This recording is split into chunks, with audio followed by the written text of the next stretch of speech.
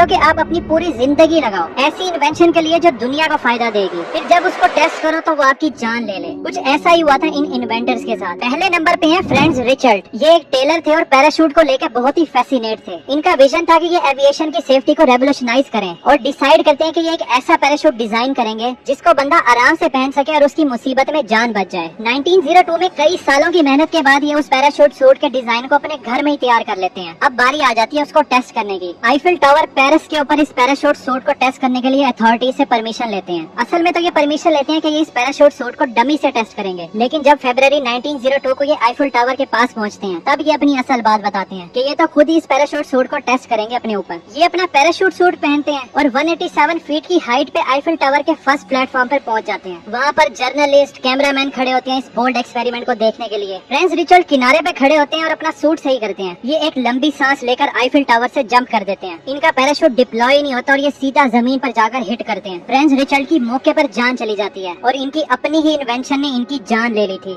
दूसरे नंबर पे है थॉमस मिजली जूनियर। ये एक केमिकल इंजीनियर थे। इन्होंने ही तो लिडिड गैसोलीन और CFCS यानी क्लोरोफ्लोरोकार्बन से दुनिया को इंट्रोड्यूस करवाया था। वैसे तो इनके बहुत बड़े रोल्स हैं इन्वेंशन में, लेकिन हम मेन बात करते हैं। 1940 में इनको पोलियो हो गया था और तकरीबन इनकी सारी बॉडी ही पैरालाइज हो गई थी। तो थॉमस मेडली अपने लिए बड़ा कॉम्प्लेक्स सिस्टम डिजाइन करते हैं पुली और रस्सियों के साथ, जो इनको बेड से उठने और वापस बेड में जाने के लिए मदद करेगा। 2 नवंबर 1944 को थॉमस मेडली के साथ एक ट्रेजेडी हो जाती है। वो अपने इस पुली सिस्टम में इतनी बुरी तरह फंस गए थे कि उनका गला ही घुट जाता है। थॉमस भी अपनी ही इन्वेंशन से एक्सीडेंटली मर जाते हैं। तीसरे नंबर पर है हॉरेस लॉसन हेनली, जिनका मिशन था नेवल वॉरफेयर को बिल्कुल ही रेवोल्यूशनाइज करना। इनको सबमरीन टेक्नोलॉजी में इंटरेस्ट था। उस टाइम अमेरिका में सिविल वॉर चल रही थी। हेनली इंजीनियर्स के साथ एक ऐसी सबमरीन बनाने का सोचते हैं जो दुश्मनों के डिफेंसेस को तोड़कर उनके पोर्ट्स पर हमला करेगी। ये लोग HL हेनली सबमरीन को डिजाइन कर लेते हैं, जो डिटेक्ट हुए बगैर दुश्मनों की शिप्स के पास पहुंचेगी और एक टोरपीडो बॉम्ब फायर करेगी। ये एक 40 फीट लंबी सबमरीन थी जिसमें 8 लोग बैठ सकते थे। अंदर बैठे लोग हाथ की मदद से मोटर घुमाते थे और ये सबमरीन आगे बढ़ती थी। इस सबमरीन की वजह से बहुत सारे लोगों की मौतें हुई हैं। अगस्त 1863 में इसकी अर्ली टेस्टिंग के दौरान ये सबमरीन डूब जाती है और 5 क्रू मेंबर मर जाते हैं। हेनली और उसकी टीम फिर इसके वेसल को बड़ा कर देते हैं और अपना काम इस सबमरीन पर जारी रखते हैं। अक्टूबर 1863 में हेनली डिसाइड करते हैं कि वो खुद ही इसकी टेस्टिंग में हिस्सा लेंगे और इस सबमरीन की इफेक्टिवनेस को टेस्ट करेंगे। हेनली और इनके साथ 7 क्रू मेंबर इस सबमरीन में बैठते हैं और ये सबमरीन पानी के अंदर जाती है, लेकिन फिर ये सबमरीन वापस पानी के ऊपर नहीं आती। तमाम 8 लोग जिनमें इसका इन्वेंटर भी था वो सब मारे जाते हैं। बाद में ये पता चलता है कि इस सबमरीन में प्रॉपर वेंटिलेशन थी ही नहीं, जिसकी वजह से सब लोग मर गए थे। वो लोग इस सबमरीन को पानी से वापस रिकवर करते हैं, इसकी मुरम्मत करके एक बार फिर से इसको पानी में उतारते हैं। ये हिस्ट्री की पहली सबमरीन बन जाती है जो वॉर में दूसरे दुश्मन की वॉरशिप को तबाह कर देती है। ये सबमरीन उस दिन हिस्ट्री तो बना लेती है, लेकिन पानी से बाहर नहीं आती और अपने तमाम क्रू मेंबर्स के साथ समंदर की गहराइयों में गायब हो जाती है। इसके 131 साल बाद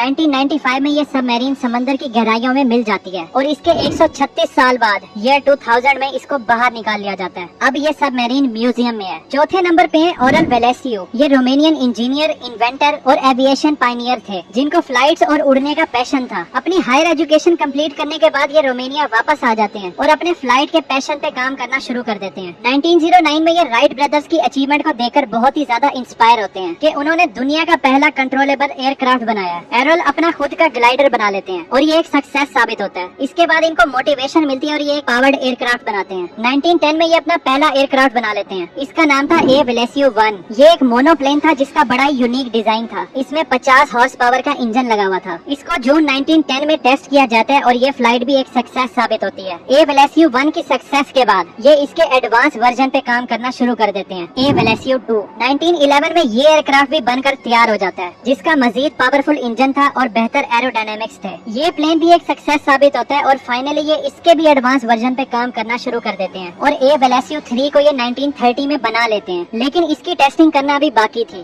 सितंबर 13, 1913 को एरल अपने ए वेलेसियो 2 में कार्पेथियन माउंटेन को क्रॉस करके बुकारेस्ट रोमेनिया जा रहे थे। रास्ते में गड़बड़ हो जाती है और ये एयरक्राफ्ट बेनेस्टी विलेज में जाकर क्रैश हो जाता है। इस वाकये में एरल की जान चली जाती है। क्रैश की एग्जैक्ट वजह तो नहीं पता चलती, मगर ये बिलीव किया जाता है कि टेक्निकल इशू या बुरे मौसम की वजह से ये ट्रेजेडी हो जाती है। 5वें नंबर पर है मैरी क्यूरी, जो पोलैंड से थी। इनका इंटरेस्ट रेडियो एक्टिव मैटर की तरफ था। मैरी हिस्ट्री की पहली औरत थी जिनको नोबेल प्राइज मिला था और इनको 2 नोबेल प्राइज मिलते हैं। मैरी पेरिस मूव कर जाती है, जिधर ये रेडियो एक्टिविटी के एक मिस्टीरियस फिनोमिना पे रिसर्च कर रही थी। इसी रिसर्च की वजह से 2 नए एलिमेंट्स डिस्कवर एक्सपायर हो जाते हैं। एक एलिमेंट था पोलोनियम, जिसको इनके नेटिव जगह पोलैंड के नाम से रखा गया था, और दूसरा था रेडियम। मैरी इन पे बहुत सारे एक्सपेरिमेंट कंडक्ट करती है बहुत ही खतरनाक रेडियो एक्टिव कंडीशंस में। ये रेडियम और दूसरे रेडियो एक्टिव सब्सटेंस को बगैर किसी प्रोटेक्टिव मेजर्स के यूज करती थी। काफी सालों से इस हार्श कंडीशन में काम करने के बाद इनकी हेल्थ बहुत ही ज्यादा खराब हो गई थी। इनको प्लास्टिक एनीमिया हो गया था। ये बहुत ही सीरियस ब्लड कंडीशन थी, जिसमें बोन मैरो नए ब्लड सेल नहीं बना पाते, जो बॉडी की नॉर्मल वर्किंग के लिए जरूरी होते हैं। 1934 में रेडिएशन एक्सपोज की कॉम्प्लिकेशन की वजह से इनकी मौत हो जाती है। लास्ट नंबर पे है ओटो लेलेंथल। इनको फादर ऑफ लाइट्स भी बोला गया है। ये एक जर्मन एविएशन पायनियर थे जो बचपन से ही परिंदों के उड़ने से फैसिनेट थे। लेलेंथल और इनके भाई ने 1860 से ही फ्लाइट के एक्सपेरिमेंट करना शुरू कर दिए थे। ये लोग परिंदों के पर और एरोडायनामिक्स के प्रिंसिपल्स को पढ़ते हैं, और ये एक बुक भी लिखते हैं जिसका नाम था bird flight as basic of aviation. इनके इस काम की वजह से राइट ब्रदर इन्फ्लुएंस हुए थे और उन्होंने फ्यूचर में एक कंट्रोलेबल प्लेन बनाया था। 1890 में लेलेंथल सीरीज में ग्लाइडर बनाते हैं, और हर ग्लाइडर पिछले वाले से इम्प्रूव होता था। जो ग्लाइडर इन्होंने डिजाइन किए थे वो कुछ इस तरह के दिखते थे। 1891 से लेकर 1896 तक लेलेंथल ने 2000 से भी ज्यादा सक्सेसफुल फ्लाइट्स कर ली थी, जिसकी वजह से इनको इंटरनेशनल फेम भी मिलता है। इसके बाद लेलेंथल मोनोग्लाइडर प्लेन भी बना लेते हैं, जो कुछ इस तरह का दिखता था। 9 अगस्त 1896 को रेनो जर्मनी के करीब लेलेंथल काफी सारी फ्लाइट्स लेते हैं इस मोनोग्लाइडर प्लेन में। अपनी उस दिन की आखिरी फ्लाइट के दौरान कुछ गड़बड़ हो जाती है। इनका ग्लाइडर हवा में ही रुक जाता है और 50 फीट की हाइट से सीधा जमीन पर जाकर टकराता है। इस क्रैश में लेलेंथल बहुत ही बुरी तरह जख्मी होते हैं, और साथ ही इनकी स्पाइन भी फ्रैक्चर हो जाती है। इनको बर्लिन के हॉस्पिटल में ट्रांसफर तो कर दिया जाता है, लेकिन इसके अगले दिन ही 10 अगस्त 1896 को इन इंजरीज की वजह से लेलेंथल की मौत हो जाती है, और इनके आखिरी अल्फाज थे, the sacrifice must be made, यानी कुर्बानी देना जरूरी था। इन 6 इन्वेंटर से अगर आपको एक सवाल करने का मौका मिले तो आप उनसे क्या सवाल करेंगे? कमेंट्स में जरूर बताना।